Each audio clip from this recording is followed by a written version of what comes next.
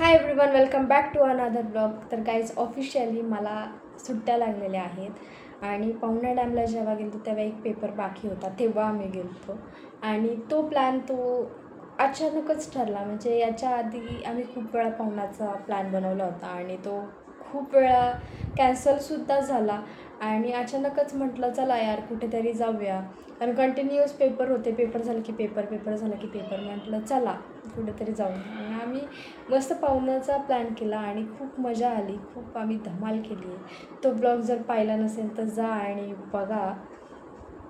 आणखीन मी असा विचार करते की आपण कुठेतरी जाऊन येऊया सनसेटसाठी सोलो.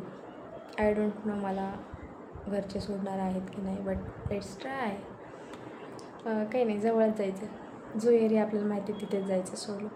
बघूयात, let's try. Solo first time जाणार आहे कुठेतरी, तर त्याआधी आपण टेबल आवरून घेऊयात. तर चला. तुम्ही विचार करत असाल की ही कुठेही जायचं म्हटलं की काही करायचं म्हटलं की म्हणते टेबल आवरायचं आहे मला, कारण की टेबल अशी गोष्ट आहे जी मला ऑलवेज स्वच्छ लागते. तर तुम्ही बघू शकता सगळं हेल्मेट वगैरे पेपर झाल्याने सगळे इथेच असं टाकून दिलं. मी विचार केला चला आवरून घेऊयात. तर गाईस फायनली मी रेडी झाली आहे जाण्यासाठी. तर मम्मी येते कंपनी द्यायला सोबत. तर फक्त पावडर आणि गंध लावून झाली मी रेडी. फक्त मम्मीचं बाकी आहे, ते सुद्धा होऊन जाईल, विषय नाही. सनसेट बघायला भेटेल मेन म्हणजे, तुम्हाला सुद्धा दाखवेल.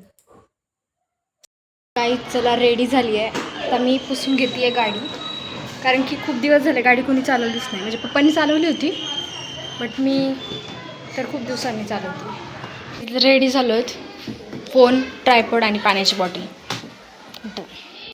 फायनली आपण पाषाण हिलवरती आलो आहोत. तर मम्मीसुद्धा आहे सोबत. आणखीन आम्ही खूप दिवसांनी आलो ट्रेक करायला मुळात. आणि ट्रेकिंग करण्याची जी मजा आहे ना ती खूपच वेगळी, खूप म्हणजे खूप दिवसांनी ट्रेकिंग करतो आहे म्हणून कंडिशन खूप खराब होत चालली आहे. म्हणजे जेव्हापासून एक्झाम चालू होती तेव्हापासून मी काहीच म्हणजे बसूनच होते.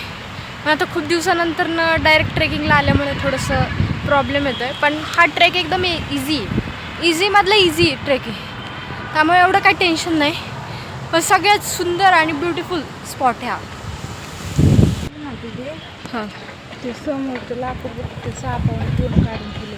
हां तसं बी त्याला कसं काय चल.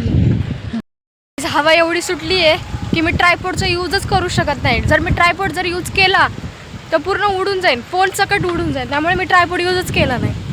तर आपण पाषाण हिलला स्पेशली सनसेट कॅप्चर करण्यासाठी आलतो आणि इथे मस्त सनसेट होतो आहे आणि इतकं छान वाटतं आहे. फोनमध्ये क्लिअरली विजिबल नाही, पण ॲक्च्युअलमध्ये इतकं सुंदर आहे. आणि मी तर तुम्हाला सजेस्ट करेल की तुम्ही नक्की या. आणि आजूबाजूचा व्ह्यू पण खूप सुंदर आहे. मस्त असं बिल्डिंगमधून होतं आहे, मस्त बाजूनी डोंगरसुद्धा आहे, त्यामुळे आणखीन सुंदर दिसतं आहे. खूप छान वाटतं आहे. एक घोंगाटाच्यामध्ये हा डोंगर आहे आणि त्यामुळे आणखीन छान वाटतं आहे. आणि सूर्यास्त होताना मी पहिल्यांदा बघते, त्यामुळे मला खूप छान वाटतं आहे. म्हणजे पवनाला जेव्हा गेलं तर तेव्हा व्यवस्थित सूर्यास्त मला कॅप्चर करताच आला नाही, पण ॲक्च्युली मी आता कॅप्चर करते आहे सनसेट. खूप म्हणजे छान वाटतं. म्हणजे माझं एक ड्रीम होतं की सनसेट आणि सनराईज बघण्याचं, ते आता इथे कंप्लीट होतं आहे. पण ॲक्च्युली गड किल्ल्यांवरचे जे सनसेट असतात आणि सनराईज असतात ते वेगळेच असतात. आपण तिकडचे पण कधीतरी कॅप्चर करू इन फ्युचर. मावळतं सूर्य बघून खूप छान वाटलं. आता घरी जायची वेळ आली आहे. घरी